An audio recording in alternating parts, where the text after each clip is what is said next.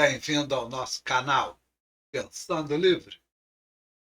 Vamos pensar um pouquinho místicos versus racional do espiritismo. Isso vai dar o que falar. É ou não é? Bom, antes de tudo, vamos definir o que vem a ser cada uma dessas palavras.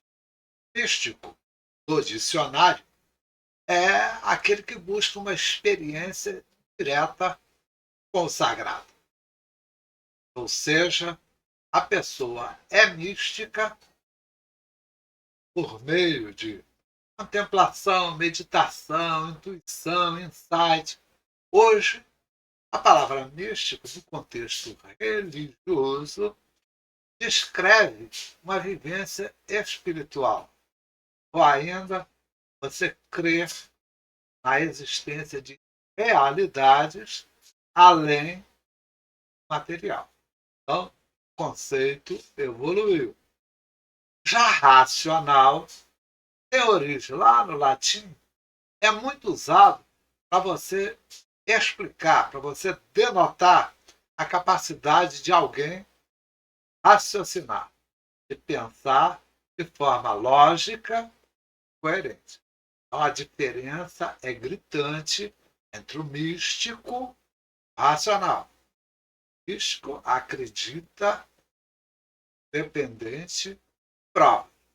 O racional tem que primeiro provar ter veromício para depois, e aí sim, crer. Bom, o místico acredita na existência do além do mundo material, seja ele o que for. Então nós não estamos falando só de espiritismo. Bom, e é lógico, ao aceitar o além, ele é capaz também de receber todas as consequências disso. Um exemplo bem prático é quando você acredita naquele Deus soberano sentado lá num trono, barbinha branca, cabelo branco, controlando a vida de todos os 7 bilhões de habitantes da Terra. Você acredita que tudo vem de Deus. Você não tem responsabilidade nenhuma. Aí fica muito fácil, né, velho? Quanto racional, só acredita após passar o fato ou o fenômeno pelo crivo da lógica, do raciocínio. Coerência, é claro. Também não pode forçar uma barra, como eu tenho visto aí alguns cientistas fazerem de forma racional, uma forçação de barra completamente fora da filosofia da ciência.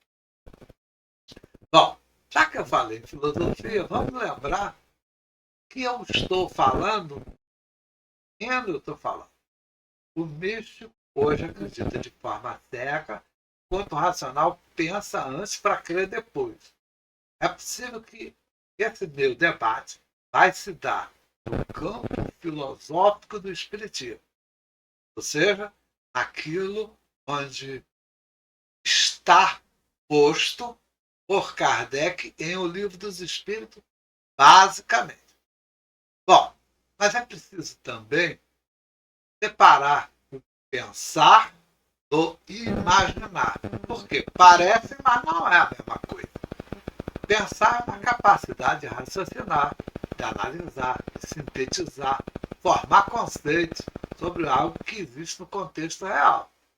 Então, quando você está pensando em coisas reais. Já imaginar é a habilidade de criar imagens só na tua mente, só vale na tua mente. Então, quando você está lendo a revista do Fantasma, a revista do Batman, do Tarzan, você está imaginando aquela figura, fazendo aquele monte de coisa.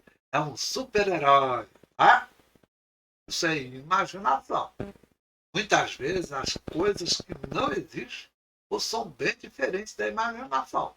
Olha, se você fosse pegar o René Descartes para ele falar de novo, ele ia falar assim: imagino, logo sou capaz de pensar, então eu existo.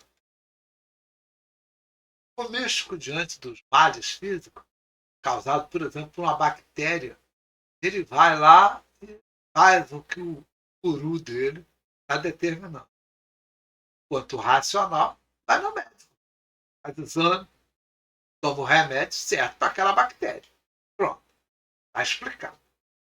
Essa forma de pensar mágica, típica dos bichos, é explorada em quase todas as religiões. Não falha. Botou a religião no meio, é misticismo. A maioria delas optou pelo caminho do dogma. Dogma é o pior modo de misticismo, porque você não pode nem contestar, você não pode nem debater sobre ele. Ou acredita, ou você está fora. Por exemplo, lá no islamismo, se você não acredita no livro lá do Maomé, você vai morrer, pô. É apostasia, você está ferrado. Infiel. É, vai morrer porque a solução é a morte. Isso aí, por quê? Porque o misticismo levado a extremo, chamado fanatismo. Né? Bom, falando um pouquinho de religiosidade. Nós ocidentais, eu não misturo nós ocidentais com os orientais, China, Japão, Índia, ou Oriente Próximo, muçulmanos, a África. Por quê? Porque não tem nada a ver uma coisa com a outra. Então, eu vou me prender à religião, ou melhor, à religiosidade ocidental. Ela escolheu o espiritualismo. Então, se pegar as religiões ocidentais, catolicismo, protestantismo, espiritismo, todas optaram pela existência que ultrapassa a morte. Todas. O protestante, o católico, o espírita acredita que depois da morte a vida continua em espírito. Ocorre que isso, espiritualidade, se dividiu em duas correntes fortes de pensamento. A primeira, ao pensamento mágico, ao sobrenatural, milagre, que acredita está lá no protestantismo, está lá no catolicismo. E a do pensamento racional, está hoje no espiritismo. Vamos abaixar mais um degrau desse debate. Vamos trazer o assunto para a espiritualidade, não mais para a religiosidade. Mas o espiritismo nasceu com pleno iluminismo. Então, tem esse negócio, nós somos positivistas, é natural que seja assim. Afinal de contas, o caldo cultural onde ele nasceu era de verdade positivista, era iluminista. Bom, a racionalidade faz parte do iluminismo. Tem esse negócio, é a razão. Então, comunicação inteligente com os espíritos busca a solução de problemas morais do homem. Ah, mas então não é para resolver o problema material? Chama o espírito para pegar um prego na parede? Não, isso você faz, porque não precisa disso. Você vai resolver problemas morais, que transcende a tua capacidade, os que estão à tua volta, de resolver. Aí você se apoia no ensino do espírito. Bom, a gênese dessa espiritualidade nasce por mão de cientistas, ou seja, você não vai encontrar aquela sociedade espírita de Paris, não vai encontrar ali um monte de pessoas comuns. Ao contrário, você vai encontrar gente da ciência fazendo aquilo que vem em seguida do livro dos Espíritos. O que implica o aproveitamento de métodos da ciência e elementos investigativos capazes de enfrentar a observação, que é uma metodologia da ciência, e a demonstração experimental, que é outra coisa, também da ciência. Como resultado, vai surgir esse caldo científico com os espíritos, uma filosofia particularizada. Claro que é muito particular. Nasce da convicção de que ela está fundada na ciência, põe a segunda destaca na filosofia, daí tira uma base moral e vai comparar essa base moral com Jesus de Nazaré. Ah, mas viu Moisés, viu Isaías, Salomão, tô fora. O Espiritismo não está nem aí para isso. O Espiritismo está preocupado em colocar a sua base moral no ensinamento de Jesus de Nazaré. Ponto final. Justamente para romper esse juízo de corrente do sobrenatural, é que o Kardec abraçou a causa de trazer para o mundo essa nova verdade. Essa nova verdade é uma verdade científica, filosófica, logo sujeita a mudanças, sujeita a alterações, com particulares padrões de entendimento do fato espiritual. Claro, a ciência não fala de espírito, não aceita o espírito, logo nós não estamos falando da ciência tradicional. Ele concebeu não uma religião. Isso quem diz, Kardec fundou uma religião. Kardec trouxe para nós uma filosófica para o científico. Isso sim, tanto nas pesquisas, observações, experimentações que ele fez na Sociedade Espírita de Paris,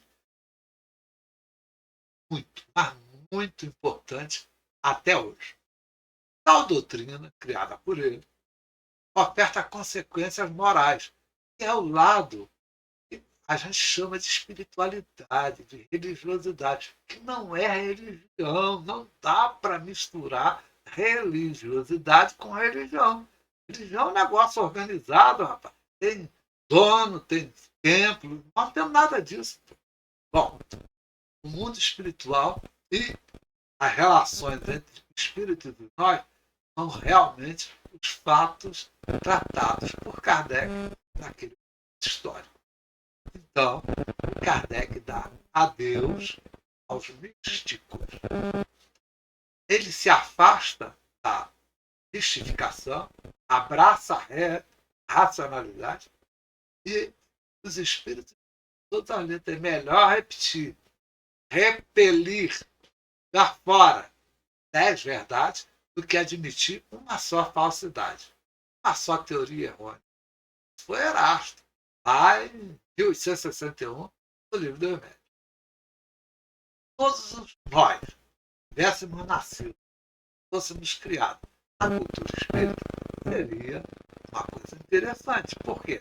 Porque a gente, desde o nascimento, não acreditaria em milagre, não acreditaria em fé cega, a gente não aceitaria a ideia de Deus, um cara sentado num trono, mas sim uma inteligência suprema, causa primária de todas as coisas, e ponto. Não. Mas o Espiritismo estaria, então, distante de qualquer pensamento místico. Mas não é verdade. Por quê? Porque a esmagadora maioria de espíritas vem de outra religião. Eles vêm carregados daquelas crenças. Ora, o próprio Kardec era católico. Então, ele não tira do catolicismo, ao vir para o espiritismo, aquilo que está dentro dele. Ou seja, ele recebe uma mensagem espírita, ele, cara, diz, eu sou Luiz, o Pepé.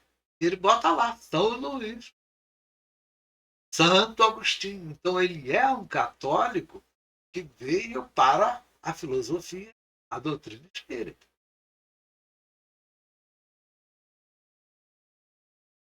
Qual a nossa reação natural quando a gente se depara com alguma coisa séria, o que a gente acredita? É reagir mal, é não aceitar, é espernear, é querer mudar essa nova realidade. Por exemplo, eu vejo nos centros espíritas que eu fiz durante muitos anos, pessoas vindas do catolicismo se obrigam a colocar uma imagem de Jesus na frente lá do centro espírita. Mas, caramba, desde quando o espiritismo acredita, idolatra a imagem? Não. Então, para que botar isso lá? Ah, mas o outro que vem, não, não. Está atendendo a você próprio. Você está tentando me enganar. Mas no fundo, você é um católico enrustido espiritismo. Bom, Agora, saber por que crer é algo que o Espiritismo bota no teu caminho. E não é fácil. No Livro dos Espíritos, lá na conclusão, Kardec, não os Espíritos, diz assim: absolutamente nada há de místico, nada há de alegoria suscetível de falsas interpretações. Eu tenho um infeliz aí que o socialismo e o espiritismo é a mesma coisa. Cara, esquece isso. O socialismo veio depois do espiritismo. O socialismo que existia antes é um utópico. Você nem quer conversar sobre socialismo utópico. Você quer usar o socialismo de Karl Marx. Isso é depois, porra. Seja honesto intelectualmente. Não, não é? Bom, quer ser por todos compreendido, porque chegados são os tempos de fazer que os homens conheçam a verdade. Então, o Espiritismo, se escondeu alguma coisa, está errado. Longe de se opor à difusão da luz, o Espiritismo deseja a luz para todos no mundo. Não reclama as crenças cegas. Quer que o homem saiba por que crê. Apoiando-se na razão, será sempre mais forte, se apoia no nada. Pô. Então, eu brigo com ateu, eu brigo com materialista, comunista. Não, é problema deles, porra. Eu não tenho como mudar intimamente essas pessoas. Cada um faz as escolhas que desejar e colhe as consequências disso, pô. Eu não sou Deus. Eu não vim aqui modificar as pessoas. Eu vim aqui trazer a luz. Mas nada. Você quer assoprar a luz e apagar, o problema é teu, pô. Não tem nada com isso. Então, nada de místico do espiritismo há. Ainda Kardec, discursando lá na Bélgica, afirmou naquela obra Viagem Espírita de 1878, o espiritismo perde o caráter de misticismo que censura os detratores. Porque naquela época os camaradas achavam que o espiritismo era baseado no misticismo, quando é exatamente o contrário, na ciência. Justamente aqueles que menos o conhecem, ou seja, continuam os ignorantes com a sua arrogância intelectual, tentando impor a nós coisa que nós não somos. Não é mais ciência do maravilhoso, do sobrenatural ressuscitada. Esquece isso. Você acredita em milagres, tu não é espírita, cara. Bom, é o domínio da natureza enriquecida por uma nova lei fecunda, uma prova a mais do poder e da soberania, da sabedoria do Criador, de Deus. Enfim, os limites recuados do conhecimento humano. É aquilo que eu já sabia pela lei natural e agora estou voltando a discutir, a debater sobre isso. Ou seja, aquilo que vira regras é uma ponte entre o antes e o depois. O antes é a lei natural, o depois é a fé raciocinada. É também uma ciência a ser construída. O Espiritismo não abraça o Espiritismo porque ele não é uma concepção individual de um cara. Mas o Karl Marx criou a teoria da comunismo. Azar dele, cara. Isso aí é a concepção individual. O Espiritismo não tem nada com isso. Menos ainda produto da imaginação. Mas o cara acha que ele é um druida, que ele é a reencarnação de Kardec, casal dele, pô. O Espiritismo não tem nada disso. Então, não é uma teoria inventada para a necessidade de uma causa. O camarada vem, não, porque Jesus era socialista. Você está forçando uma barra, porra. O socialismo é do século XVIII, XIX. E você está falando de Jesus no século zero, cara. Seja pelo menos honesto intelectualmente. E ele diz lá, o Kardec, naquela obra: o Espiritismo tem na sua fonte os fatos da própria natureza. Fatos positivos. Então não me venha interpretações sociológicas. Isso é pura besteira. Não se produz, ou melhor, que se produz a todo instante sob os nossos olhos. Eu mesmo, na minha adolescência, cansei de ver fenômenos de transporte e de materialização luminosa na minha frente, porra. E não tem explicação racional para isso, a não ser que eu aceite que existe o espírito. Aí começa a fazer sentido. É, pois, resultado da observação, numa palavra, uma ciência. Por quê? Porque a ciência é observação, pô. O espiritismo também. A diferença é que eu não consigo colocar o espírito no meu microscópio, pô. O espírito, por ser igual a mim, pensa e tem um livre arbítrio. Ele só faz o que ele quer, ele só aparece quando ele quer, ele só vem quando for chamado, se achar que deve. Então eu não consigo colocar lá na meu microscópio uma lâmina para poder estudar o espírito. Não tem como. É uma ciência, mas é uma ciência que precisa de novas fronteiras. Então, ela se completa todo dia com novos estudos. Quem parou de fazer pesquisas na ciência foi esses caras que criaram centros espíritas aqui para virar igreja. Está tudo errado, cara. O negócio era criar instituto de pesquisa espírita. E não templo, pô. Entenderam? Kardec tinha a clareza que o espiritismo era um novo ramo da ciência. Face à sua natureza, teria que ter um novo método desenvolvido diante das peculiaridades do fenômeno. Quando acontece na física quântica, pô. Como é que você consegue controlar um elétron que aparece em dois lugares ao mesmo tempo? Pois é, tem que ter novos instrumentos para poder medir esse negócio, pô. Saber que é o mesmo e que não são dois elétrons diferentes aparecendo, mas sim o mesmo está replicado. Bom, então, se a ciência avança nos seus métodos, nos seus instrumentos, também nós, espíritas, deveríamos de oferecer à ciência novos métodos e instrumentos para estudar os fenômenos espíritas. Pô. E aí, quando você pega esses fenômenos, traz comunicações inteligentes, você traz também a possibilidade de melhoria moral. E melhoria moral, para nós, ocidentais, seria aproximar aquelas pregadas por Jesus de Nazaré. Lembra do Sermão da Montanha? É por aí, pô. A coisa são pelas bem-aventuranças, pelo amor ao próximo.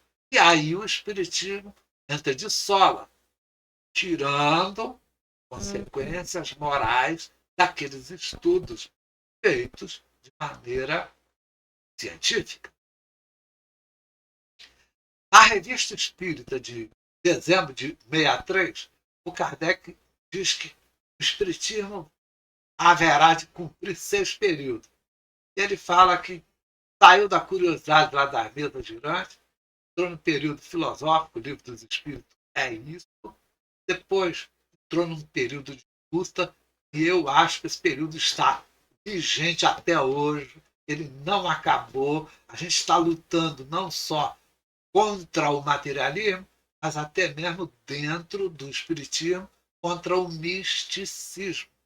Então, materialismo e misticismo não são parte do espiritismo. O quarto período é o período religioso. Aqui no Brasil ele é muito forte. Todo mundo agora quer saber de estudar o Evangelho, fazer palestra, fazer congresso só com palestra. Se apresenta um só estudo científico sobre o espiritismo e tome de gastar dinheiro com besteira. Quinto período, que é o intermediário, eu acho que vai começar, ele nos leva ao sexto. E esse sexto é o da regeneração social. Logo, eu entendo que o quinto período é a regeneração individual. O que as pessoas chamam de reforma íntima, reforma moral. Cada um melhora a ponto de melhorar o grupo, a comunidade, a tribo, depois a sociedade, aí sim a regeneração social. Alguns falam na transição planetária. Eu prefiro ficar com Allan Kardec, não ser místico e me prender a isso aí. Eu acho que estamos no período da regeneração individual e partiremos, daqui a pouco tempo, talvez um milênio, para a regeneração social. Qual é a tua opinião a respeito? Passamos do quinto, chegamos no sexto, estamos no quinto, eu não sei. Eu gostaria muito de que você me dissesse o que você pensa a respeito. Não se esqueça, regeneração social, lá em Allan Kardec, em 1860, que era a promoção do bem-estar e do desenvolvimento da comunidade. 9 ações que buscam fortalecer a resiliência social, melhorar condições de vida de todos. Paris tinha 44 mil habitantes, pô. Paris era tudo com taravala de esgoto na rua. Parece até esses bairros muito pobres aqui de Maceió, nas Alagoas, com esgoto correndo na porta da casa. Isso era Paris de Allan Kardec, pô. E era disso que ele estava falando. Que criar oportunidade para o desenvolvimento humano. Não é econômico, não é financeiro. É o desenvolvimento humano. É crescer enquanto ser humano. Os que desejam ir à frente ou para a frente separam-se daqueles que teimam em ficar para trás. Eu vejo, por exemplo, federações, entes federados, USA, CEPA, um bando de gente que não quer evoluir. Por quê? Porque se eles não se reformarem intimamente, eles serão incapazes de levar para este quinto período, quiçá entrar no sexto. É a minha opinião. O Espiritismo começou por essa capacidade de sermos curiosos. A ciência é exatamente isso. Passou pela filosofia, entrou na luta contra as trevas, se tornou religioso. Hoje eu vejo assim como vai deixar a religiosidade de lado e vai entrar nesse período da regeneração individual. Para quê? Para que chegar na regeneração social conforme previu Allan Kardec. Matando a bala no peito. Quando então nós, os espíritas do Brasil, perdemos o norte da prática doutrinária, filosófica e científica, nos rebalando no abismo do misticismo religioso. Hoje nós somos religião. Está errado. Nós somos religião coisa nenhuma. O Espiritismo nunca se disse religião. Isso é invenção brasileira de alguém que quer o poder a todo custo. Eu não quero poder. Eu quero me reformar. Oralmente. Em que momento nós perdemos para atávicas influências culturais do catolicismo e do protestantismo as coisas mágicas ou dogmáticas? Tem que ir à igreja, só pode ler a Bíblia. Oh, isso aí, em que momento nós, os espíritas, também nos perdemos nesse caminho? Hoje em dia tem gente lendo romances e achando que é espiritismo. Não, isso é entretenimento com espiritismo. Isso não tem nada a ver com doutrina filosófica espírita. Entendeu? Eu acho que essas perguntas merecem resposta. O que você acha? Por tua atenção, obrigado. Se você gostou do vídeo, por favor, comente, curta, compartilhe, mas também se inscreva no canal. Até a próxima!